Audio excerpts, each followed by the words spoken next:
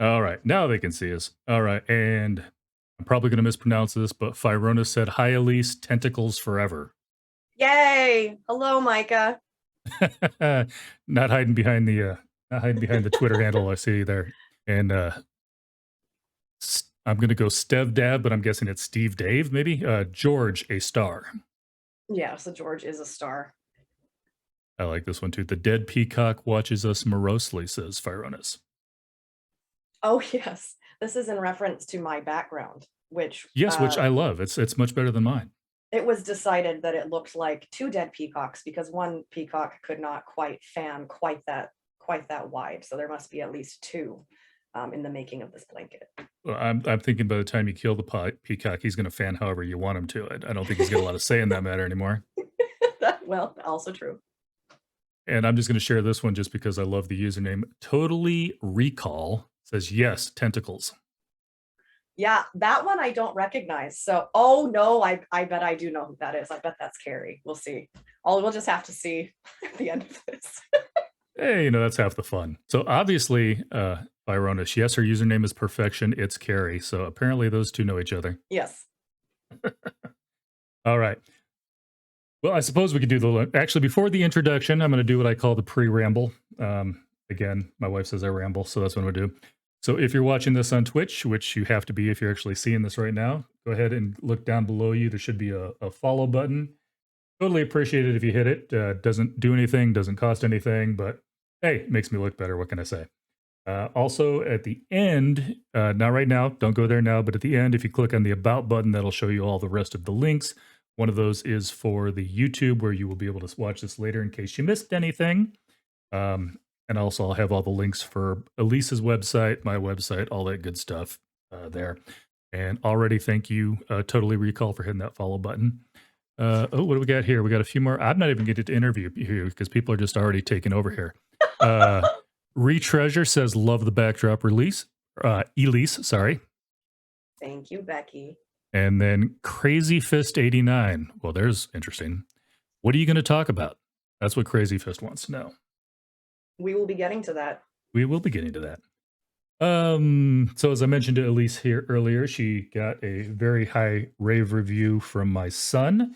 I asked my kids when I told them I was going to start doing this for some names of people they wanted me to invite.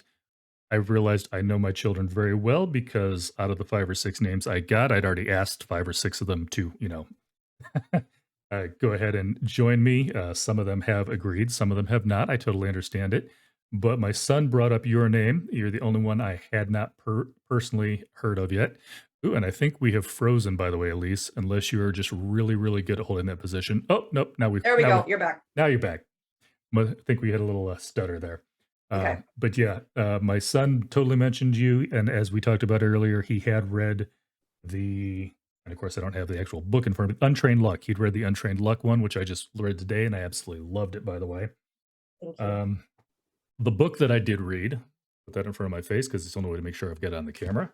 I did go ahead and read Guardian of the Gold Breathers. I totally appreciate that. I do want to talk real quick, though. I was reading your bio.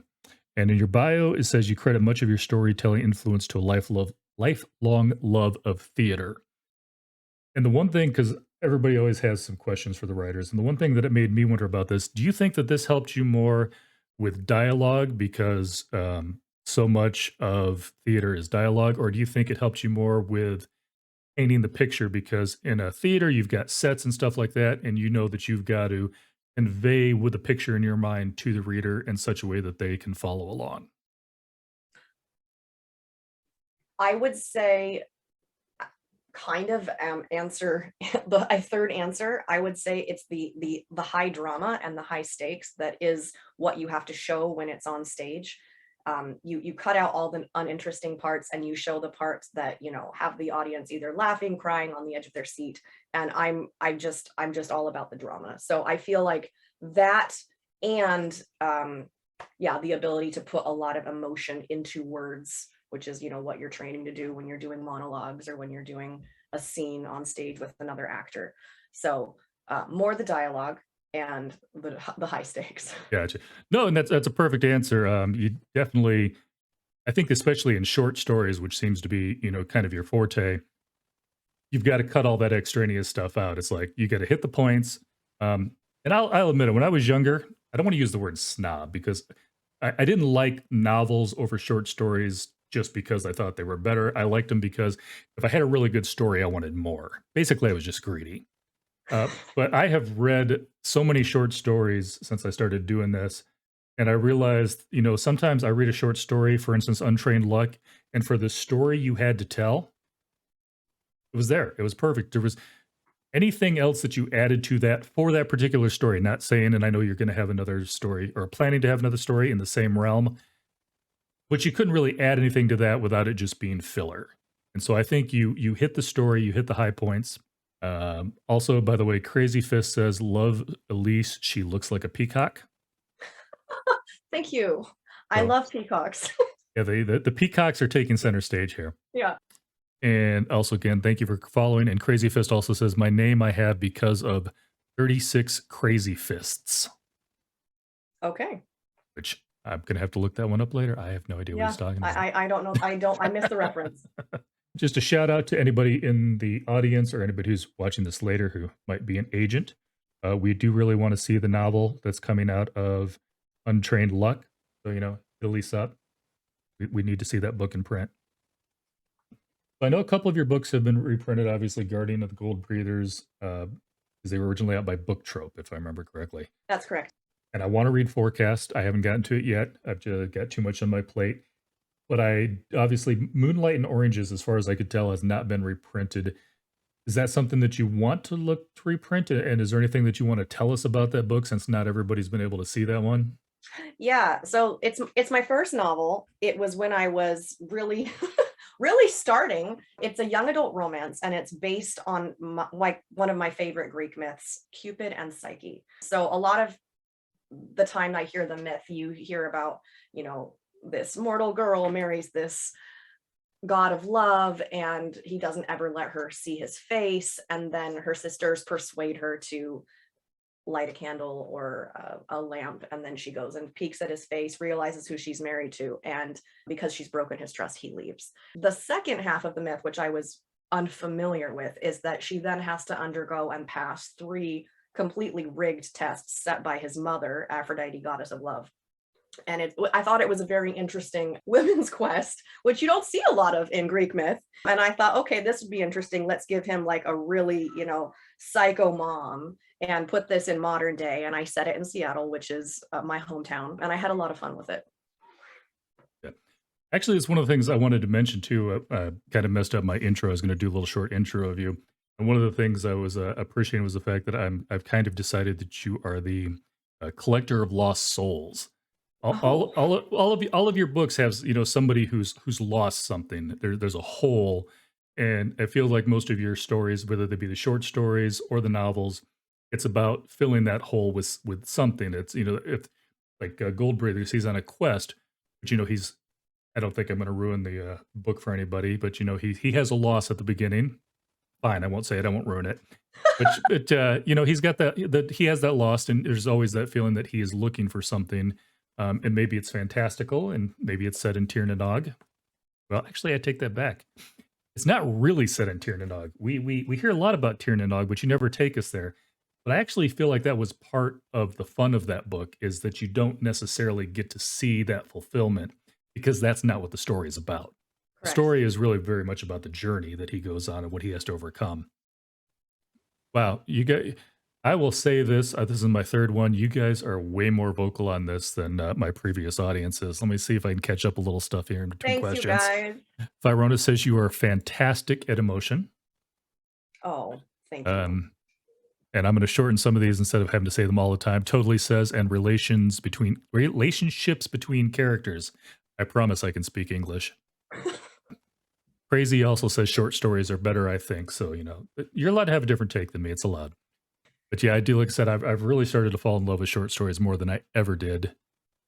And this is a new one. I don't know this one. Blink a Cheap says they love the mug. The mud. The mug. Whatever you're Oh, the drinking out of mug. there. Oh, the mug. Yes. They are yes, loving your yes, mug. yes. Okay. So you get a mug fan in there. Who else we got here? I think I'm going to mispronounce this simply because it looks like a bunch of stuff thrown together. Melissa B. Tickner. Okay. I don't know if that's supposed to be M. Eliza. I don't know. But anyhow, she wanted to say, hi, Elise, love your stories. Hi, Liz. Good to hear you. Okay, well, thank you. All right, perfect. Yeah. So you know who it is. I say with a username Gryftkin, which I can barely pronounce myself, but you know, Crazy also wants to say, now with the persons where we live in short stories are better. Where we live, the short stories are better. I met with because of her background. So that was crazy again, because of your background. And Retreasure, which I totally agree with. I think this was a comment that I made earlier. We desperately need that novel. So I think they're talking about the Oh my Untrained. goodness. Untrained. Oh my goodness. So the novel set in the Untrained Luck universe, working title is Stand in the Stillness. That is a complete novel. It is 87,000 words, science fiction. I think it's great. I'm still looking for an agent for it. So we'll just see if and when one decides that they are also interested in it. Gotcha. Well, we've got people out here that are trying to get this going for you. So we're going to keep working on that. I might even bug a couple people if I can get them to take my call. All right. I'm telling you, I love that short story. I want to see the rest of that world. That's another thing. Like I said, I haven't read all of your stuff, obviously, but every place is set somewhere different. I definitely feel like Untrained Luck is not a real place. I couldn't find any of the places that you mentioned in there just to see if it was, well, I mean, Tir na Nog, I know it's mythical, I've got that. Yeah. So I was wondering if maybe, because you mentioned the fact part of your story background is too just global childhood globetrotting. Yeah, childhood global globetrotting. So I was just trying to see if maybe that was, I feel like maybe you based it off of something, but it's not literally, this isn't Chicago. Yeah, no, so I've had a lot of fun basing things in Middle Eastern or similar settings. I have cultural background there. My dad was born in Lebanon and migrated here when he was 17. I've lived here my whole life, but the understanding of other cultures and what's important to other cultures and how they might dress or behave or talk to each other, how the customs of how they might treat a stranger have been really fun to weave into fiction and to let us see other cultures, even if they're not the ones exactly here. We're still learning about other people that way. No, and I think that's perfect. I think sometimes you almost have to create that fake universe to be able to have open conversations about stuff without everybody getting offended. Quite in trouble. Yeah, exactly. Yeah. By the way, Fyronis just wants to mock the rest of us. I have actually read that novel. It's incredible. Was a beta gamma reader. And now we're kicking them out because we don't want to talk to them anymore. No, I'm just kidding. Just kidding. Sorry, Phi. Couldn't resist. Also, totally says that she loved The Myth too. Big surprise. Yeah, it's a good one. Crazy says, I want to say she look like a peacock, but I loved her background. All right. Thank you, Liz. Liz just explained to me what her username was a shortened version of. But you already know, Liz, so I'm not going to bother going at that one. Fyrona says, I know when I'm not wanted. Okay. So I can see Phi and I are going to be good friends, if nothing else. Love the sense of humor. Okay, so like I said, Untrained Luck was the latest one that I read, so I wanted to touch on that one. And again, because I also wanted to get that out there, love to have somebody else do this one. One question I had for you, and I think I actually gave you this one ahead of time. You do a lot of stuff on family. You do a lot of stuff on broken things being mended. I told you you did a lot of things on Lost, which is basically a type of story that can basically fit in any genre.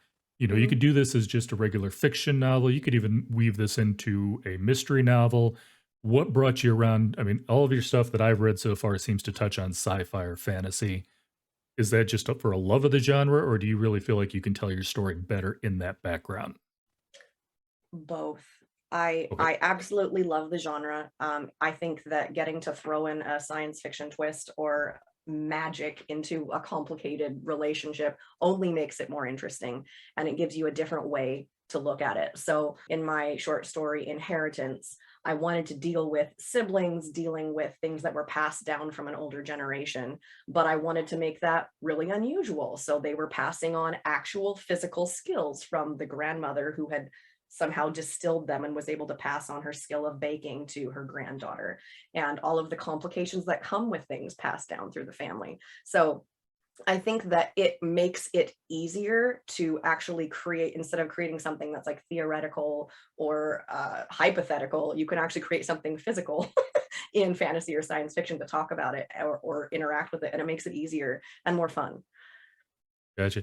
Well, two things I wanted to bring up off of that, because first of all, if you are in the chat here and you're listening to us and you maybe didn't know who Elise was before this, which I have a hard time feeling like that. I feel like everybody who's talked already knows you.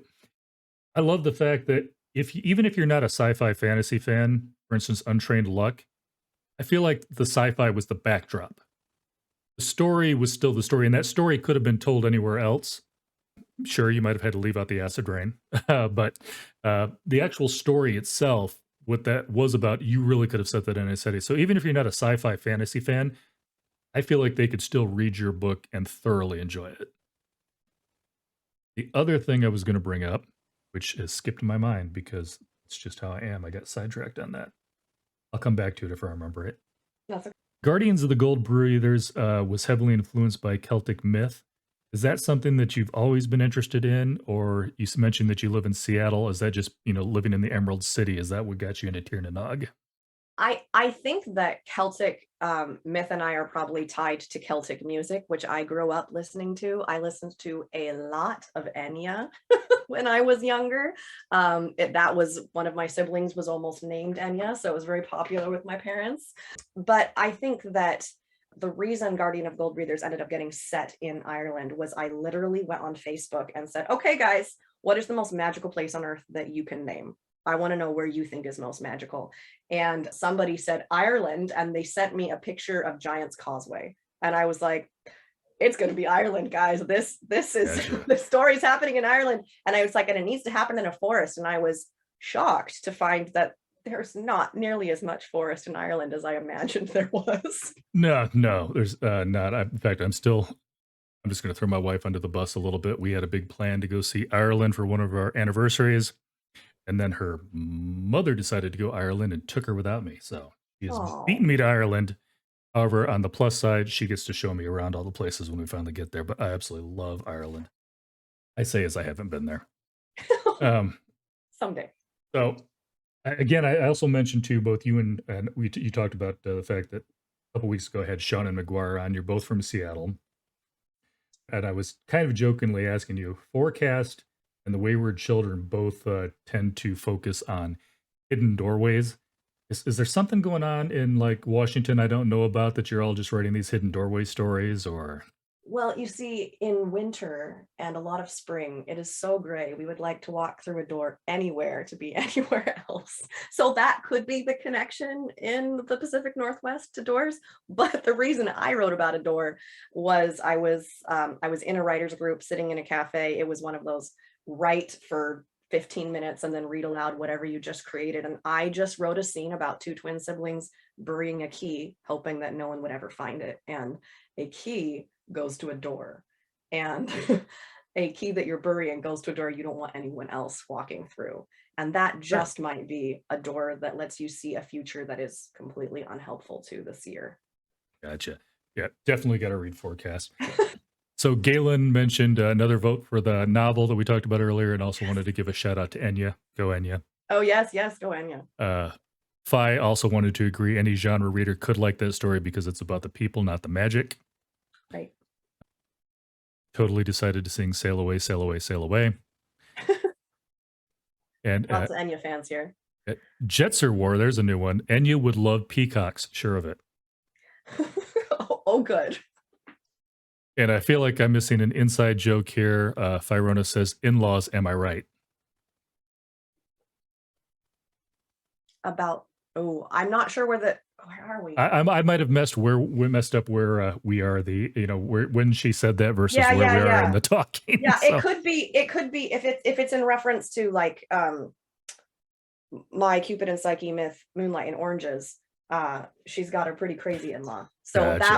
that would be where I'm probably where the comment went. Sorry, sometimes I'm trying to watch you, but also trying to watch chat, and I'm not always keeping up with both on that. Hey, it's all good. Steve also wants to know, what is And I apologize if I'm just reading that as Steve. It's one of those others put together names. What is the easiest part to write, and what is the hardest part of stories to write? I would say that the beginnings are usually the easiest because all the ideas are kind of coming at you at once and they're coming so fast. In my case, that I'm just trying to get them down and they're often not coming in the right order, but it all feels amazing because you're just trying to get those details to go together and to start working and to start creating the tension that you want to carry you through to the end of the story. I think some of the harder parts are the middle because I usually know how I want a story to end. I know the tone or the theme or the completion of that arc. I want the father and son to be able to make peace even though the father has really wounded the son, or I want the young teenager to be able to step into their own identity and not have to be in their parents' shadow. I write a lot about family, can you tell? But in the middle, there can be some of this. I'm like, oh, okay, well, they argue, and then, okay, where are they going to argue, and how is this going to not be two people standing in a room and talking, and what are the ways they can stay in action while they are getting to their goal? So I think the middle of the story is the hardest for me to write. That may not have been a direct enough answer. Maybe you were looking for like, is dialogue hardest, is plot hardest, but that's an initial answer. Oh yeah, I think there's quite a few aspiring writers who have written the beginning lots of times. Yeah. It's finishing the book that takes all the effort. Will Marie 7 just wants to know, why are you so cool? Oh, well, that's hard to quantify. Thanks, Will. Just kidding. Tell us more about what's up with the doorways. I think we covered that one. Like I said, I'm catching up on chat here. Oh, and the in-law joke was related to your wife's mother taking your wife to Ireland. Oh, okay. So she was. Oh, that yeah, was aimed yeah, at yeah. me. That was aimed at me. Got it. Sorry, I totally didn't catch on to that, as you can tell. Will also wants to know specifically, are you a fan of Jonathan Strange and Mr. Norrell? No, I do not like that book. It is not a diss on the author or their talent.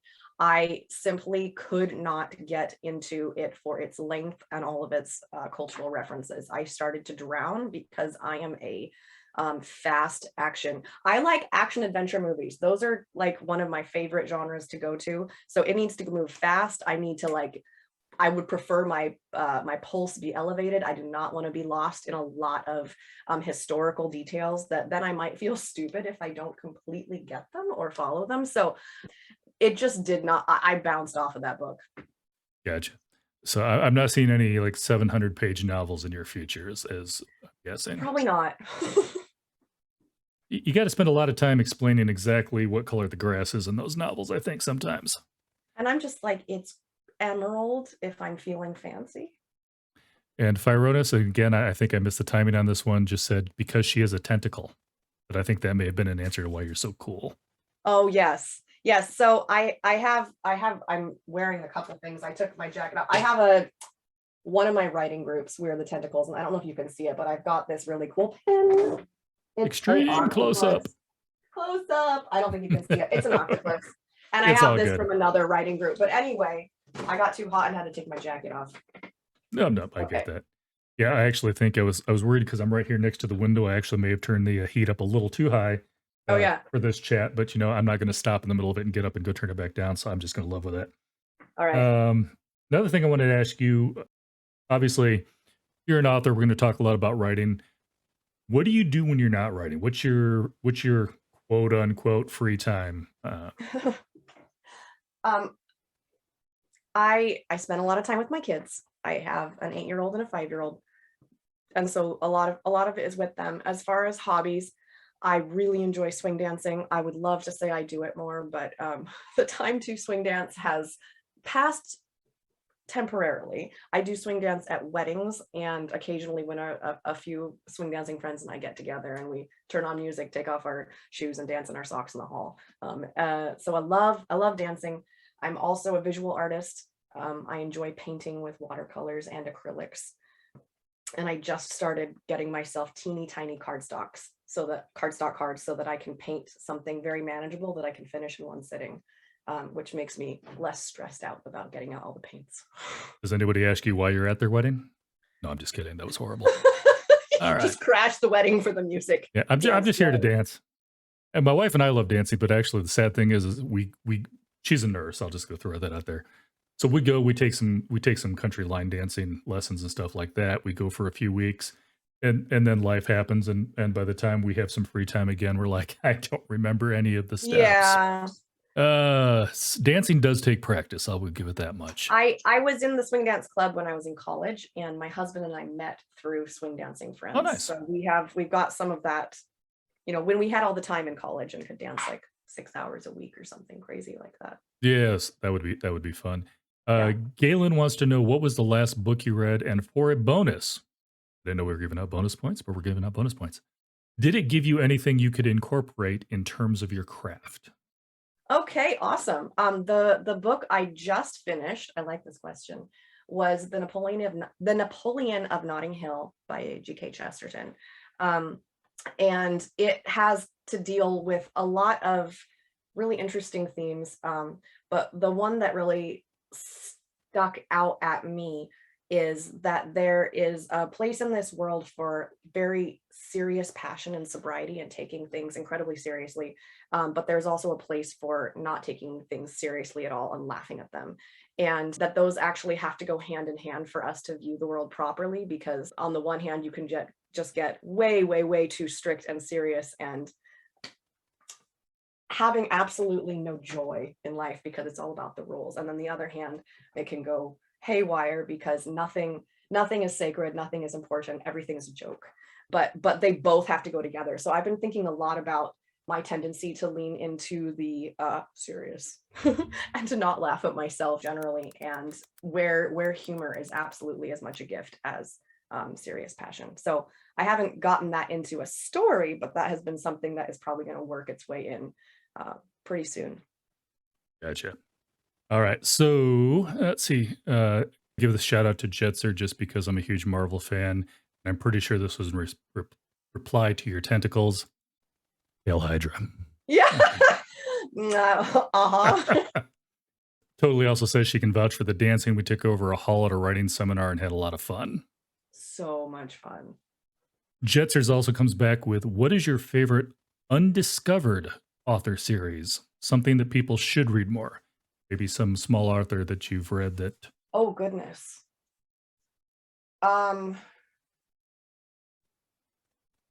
I may have to think on that for a bit and come back to it, Okay. because I feel like I don't read that many undiscovered authors. I often wait till a bunch of people have recommended it to me and then I read it.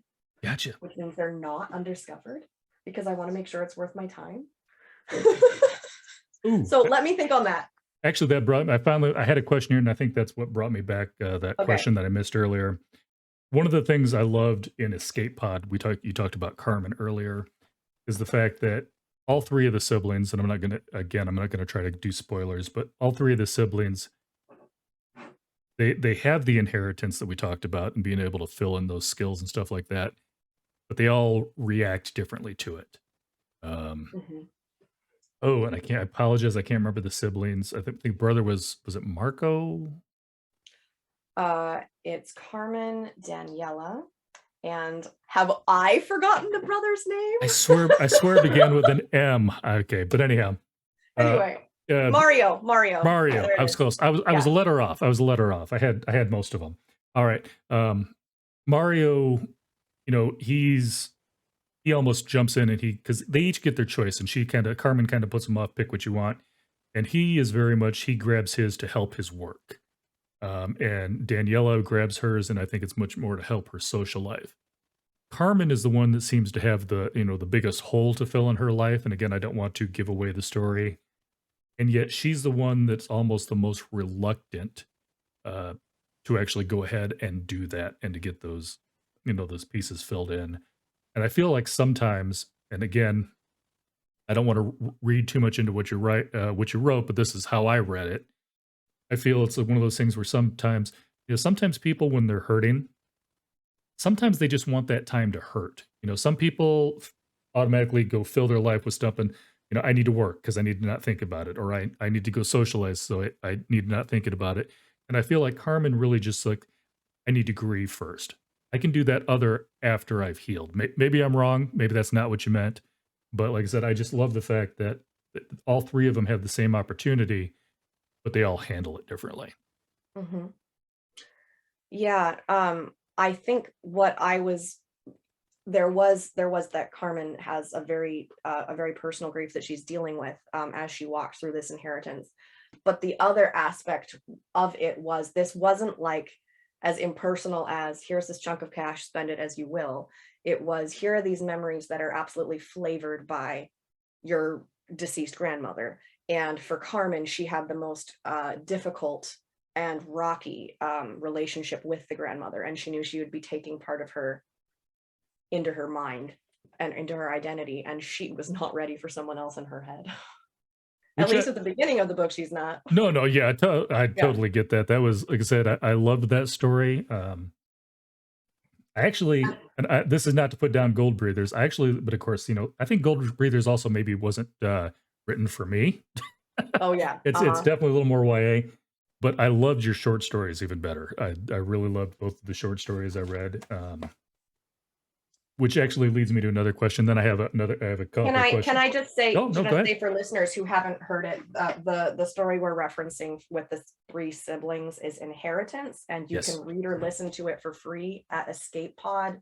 I believe it's escapepod.org. It's a podcast, and you can listen to it for free there. So anyway, continue, gotcha. please. No. Actually, Yeah. that's where I read it. I found out later that I could have listened to it, but I'd already read it by then. So the question I had, for Untrained Luck, Hmm. did have a question for you. Untrained Luck. Obviously, you wrote the short story. Do you feel? I know you wrote a novel. I know it's already done. You're just looking for an agent. Did you find it easier to write Untrained Luck when it was an open world and you're first creating it and you're doing whatever you want with it? Or did you find it easier to write the follow up novel where you've kind of already set that world in motion? You've kind of already got the framework. Because I exist so deeply in characters and because I do so much work trying to figure out their fears, their ambitions, who they want to be, who they fear they will become, who shaped them most intimately when they were young. Um, because I have to do so much work there, it is a lot easier to write the novel with all of the character work and backstory done, because then I can instantly or more instantly throw them into the story or the complication I want without having to wonder what are their motivations and what would they do. I know that already. So the novel, I mean, it's much longer, but was much easier in that way. Gotcha. And I'm not going to share this one up on the screen. I know you haven't seen it, but I've been sharing some of the messages up on screens because it kind of has to read both of these together. Jetser, and I think this is replying to the, which, how much reading you've done lately. Must be all the children slows down the reading. What, say that again about?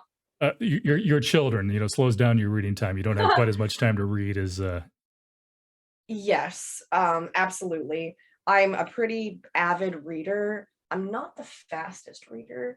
I do listen to things on audio, but yeah, the chasing kids, being with kids. I actually read a lot of children's books out loud for school. I homeschool. So gotcha. if you count the kids books I read, whoa, like it like doubles or triples what I read a year. By the way, public service announcement. My daughter did not tell me until years afterwards. Apparently, you shouldn't read the spooky pale green pants to children. It does freak them out a little bit. Oh dear. I don't know how many times I read her that book and she didn't tell me till she was older that creeped her out. I'm like, you should have Poor said thing. something. Just Um, say stop. exactly. All right. Will wants to say yay dancing. And actually, I think this is going to be a good segue because I was going to bring it up because you brought it up to me earlier today. What are some future projects that you're excited about that you can talk about? Which I think will lead us into, and sorry, I just read it or read about it today, so I don't have the name down. Uh, Counter Ward, is that the one you're currently Yeah, working on? so Counterward is a fantasy novel that I am presently working on drafting. I have a rough draft and I'm revising it right now. The world is a world in which paint can be infused with emotion, and our main character is a young artist, very ambitious, who joins a painter army and begins weaponizing this painting craft in order to savage and debilitate the minds of his enemies by painting things that make them feel destructive, thoughts. So yeah, it's a story of ambition and what we will do to get where we want to go for the love of glory and what that does to the people around us. Gotcha. Cough, beta reader, cough. You have my email. Okay. That wasn't subtle or anything. Uh, and to tie into that, Drowned Prison. Let's not forget about that Yes. one. So Drowned Prison is a published story that I have that's set in this same emotion-infused paint universe, and it's a murder mystery. It's set in a prison, and the person there, our protagonist, is there to try to get some of these prisoners out of the prison. And these the people who are in there are people who once worked in this painter artist army, and have been imprisoned there. He feels unjustly because he feels that their crimes were done under orders. They were not done in intending to violate laws, and someone is killing them, and he's trying to figure out who before they are all gone. Gotcha. Liz wants to say Drowned Prison is so good. And again, I think I'm going to get along with Jets here as well. Sad paint, opposite of Bob Ross. Yes, very opposite of Bob Ross. That was not a happy little accident. That's all I'm saying. Fi also wanted to say that she was proud to be on Galaxy's Edge covers with you. That's right. We were in that same issue together. Gotcha. All right. Will also says, yay, cannot wait. And thank you. And in that same emotional paint universe, there is a anthology called Gilded Glass, which is coming out June of this year, and Yes. it features war painting, which is another story set there, and it's very specifically about the artist joining the painter army and trying to audition his way in with making one of these pretty dangerous war paintings. All right. I don't know if the print and the ebook are coming out different times. I did see, and of course, future dates are subject to change. I actually saw a July 19th drop date for the Kindle book. July. I could be saying I could have gotten July and June wrong. So you very well may be right. Okay. I did try to look a little bit up earlier. Yeah. So yeah. Question for you, and I don't know if you have any control over this whatsoever, because I was thinking about it especially for and I forgot the name of it already, but the Untrained Luck novel. Uh-huh. Some of these, you've got these great short stories, and I would love to see sometimes the short stories because, for instance, Untrained Luck was in Writers of the Future. Yes, thank you. And one that's already come and gone. I mean, you can still try to get a copy of it, but I would love to see some of these short stories that are built in a universe that a novel has, where the novel has maybe the short story at the end. Again, that's up between the publisher and everything like that, but if any agents, publishers, or future authors are watching, that's just my little wish out there, is to have a little collection of like, these are all the stories that go together. Like a bunch of stories that are all from the same universe? Well, for instance, you said Gilded Glass. For instance, you have a couple of different short stories, but you also have a novel. I would love to see the novels include the short stories at the end. Yes. That's just a personal wish. If and when Counterward is published, it does have all of war painting in it. Oh, nice. But the others come either before or after the timeline of the novel. Gotcha. All right. Fi says, agree on Drowned Prison. That is my favorite. With a purple heart. I don't know if the purple heart means anything other than the fact that she just loves purple and it's a heart, but hey. Hopefully she was not shot for saying that. Sorry, a purple heart joke. I'm military, I can say that. Okay. You got to watch out who you offend these days, but like I think I'm allowed to say that. I don't know. Galen said, I loved what you described as your process of deep diving into your characters. Have you ever had one of your characters do something in one of your stories that you didn't expect or refused to follow your plot? I have been asked this before, and I have an answer that is kind of embarrassing because I think it shows what a control freak I am. My characters almost always, I'm trying to think of an exception. Maybe it's because I embody them so deeply, but it's okay. I'm trying to remember. I have hit up a point where I got stuck because I was writing a villain and I was trying to have them follow, their evil plan, and I just hit a wall, and I said, I just don't know why they're doing it. And I had to, kind of get a pep talk from another writer friend and be like, I don't know, like I know they have to do this, but I feel like I'm forcing them. And so in that case, I have had a point where I have tried to make a character do something that they would not naturally do. And I had to go back and really understand what world do they think they're saving? What good do they think that they are bringing into this world? Because I cannot write straight up ridiculous, crazy, insane villains. I have to understand why they're doing it, and I have to empathize with everybody, which is very problematic. But to be fair, though, I think that is, or I don't know if I want to word it this way, but that's a luxury of fiction.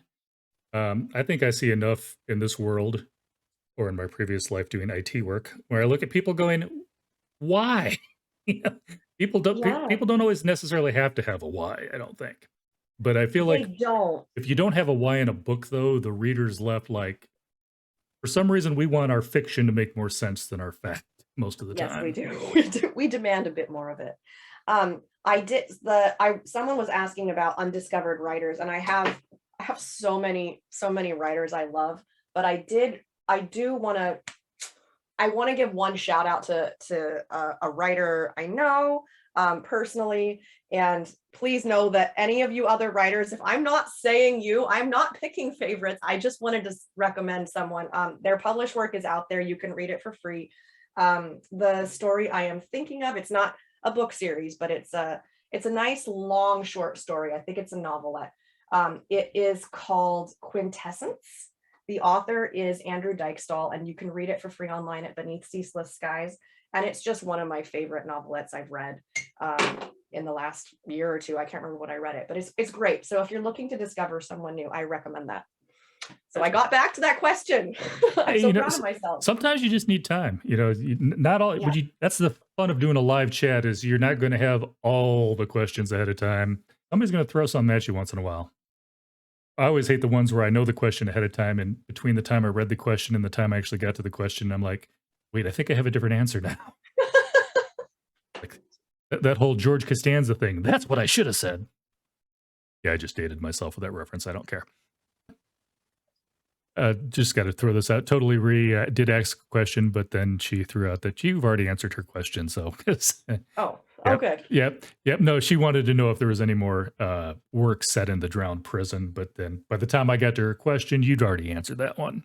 I have a total of 4 stories. One of them has been pending for like 2 years at the place that was going to publish it. So I have a total of 4 stories that should eventually. See, now that's new information. I only knew about 3. So, hey, yeah, give it time. Fi mentioned that makes the antagonist more real when you have that story behind them, why they're doing what they're doing. Let's see. Also, Liz wants to mention that editors also want the why. They do. It's like, well, but why is he doing that? Jets wants to know, what exactly is a novelette? Is it a small, hip, stylish novel? Oh, so I believe the ranges can vary, but often a short story is somewhere like 7,000 words or less. The novellas can get, novelettes are like more like the 10 to 15,000 word range. We do it in thousands of words, not pages, in the industry. And then like the novelettes might be 20,000 words. So an average novel might be 80,000 to 100,000 words. So you're looking at like maybe a quarter or so, a fifth of a novel length. So it's a good amount of reading material if you're trying to sink your teeth into something longer. Novelette. Nope, I get it. Now I don't know if it's a novella or a novelette. I've psyched myself out, but it's well. I mean, who sits around counting the words just to make sure that they're correct on that? Yeah. I quit worrying about what the cutoffs were when they invented bookazine. I'm like, now you're just making stuff up. Got those really thick magazines in the back that only come out once a year. It's a bookazine. It's like, no, it's not. Just stop it. Say it's a book.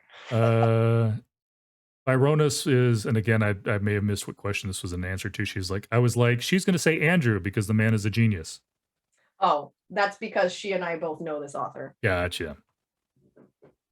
I do have to say, though, if it's one of those things where like if somebody asks you for suggestions and you give them one, everybody else thinks you're picking a favorite. If you give them like 4 or 5, everybody who doesn't make the list is like, but why don't you like me?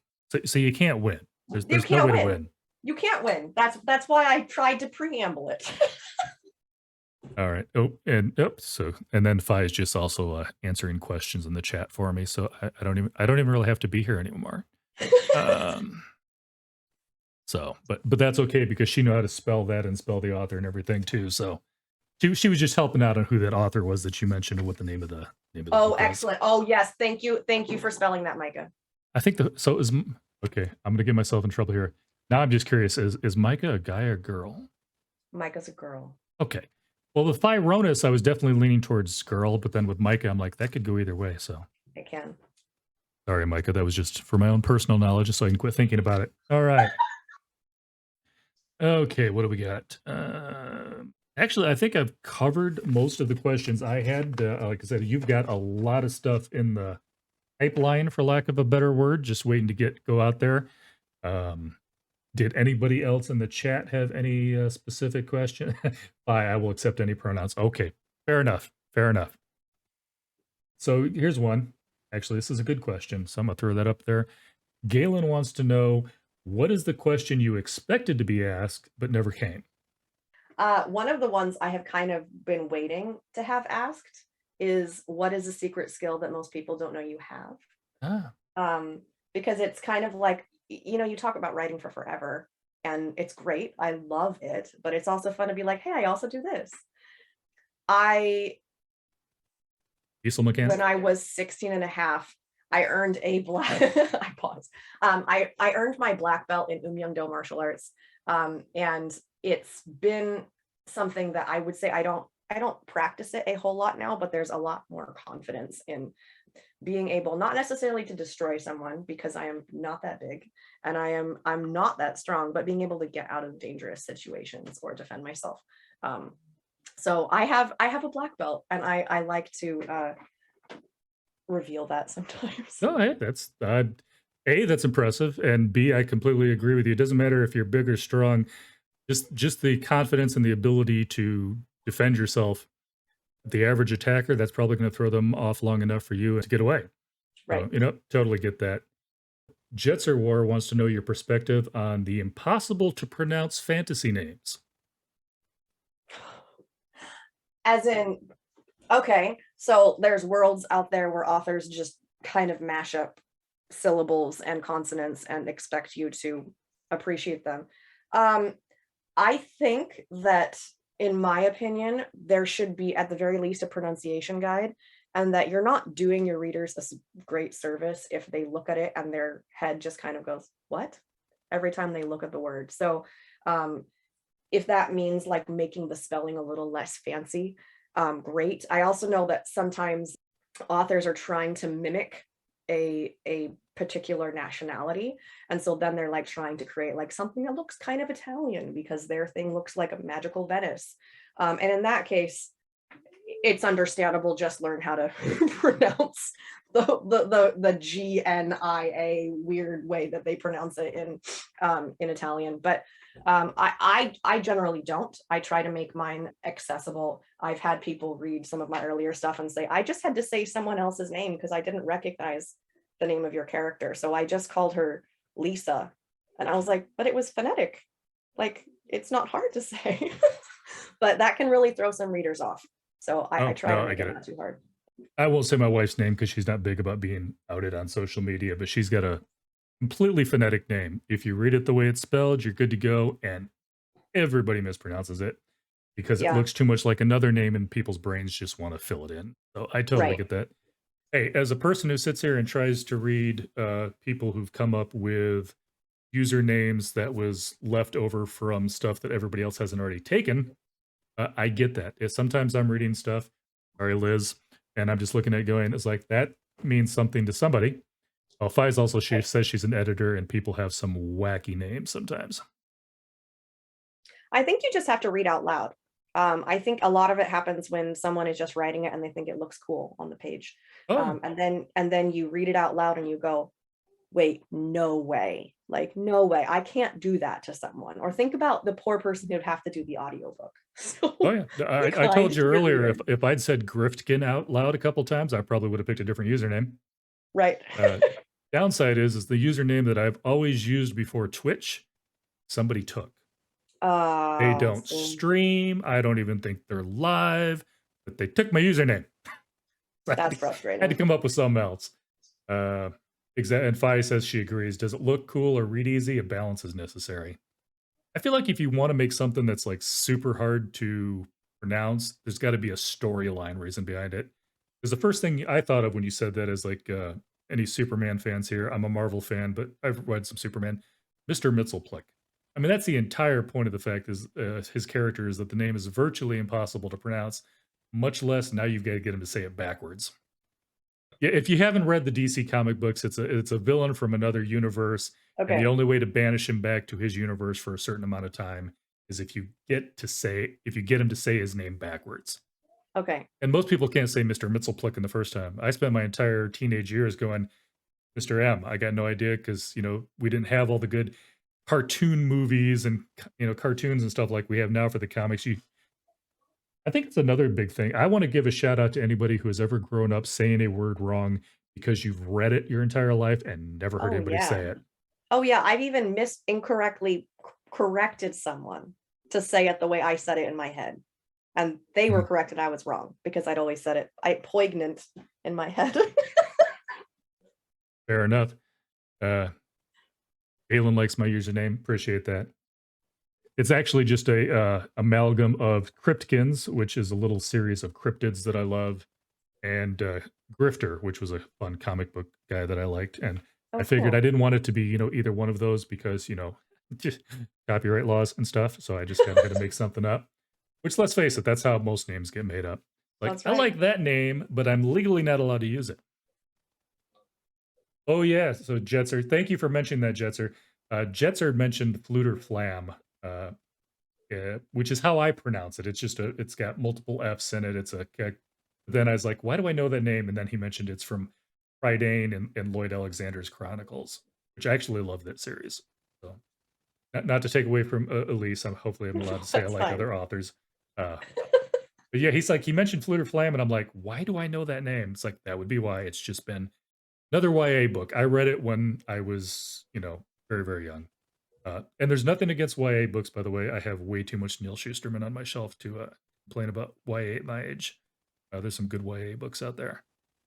Okay, so anybody else? We've been going for about an hour now. It's kind of usually where I aim for, uh, mainly because I don't want to take up your whole night, and secondly because at some point we just start rambling. Known to ramble. But I also like to give everybody, I'm going to give everybody just a few more seconds here, see if they've got any more questions they want to throw out there. I do want to say thank you everyone for coming out tonight and for your questions. This has been really fun.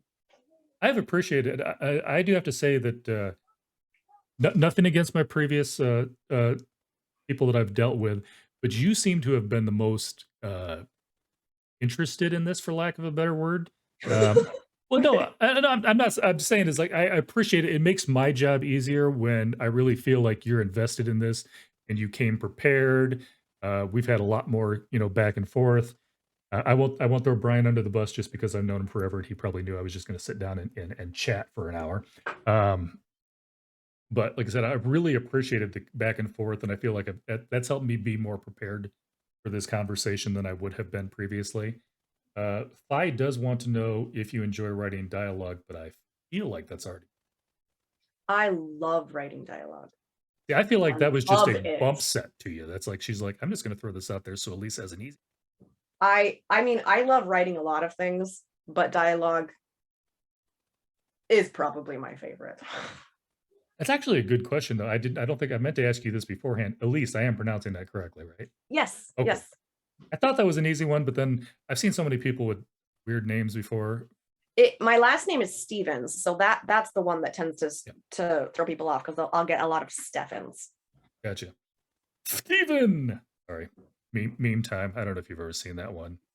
I said his name was Steven with a PH, and so the Starbucks guy wrote PHTEVENS on his cup. I have had people Steven! say that. They're like, Stevens with a PH, so it begins with PH. And I'm like, of course it doesn't begin with a PH.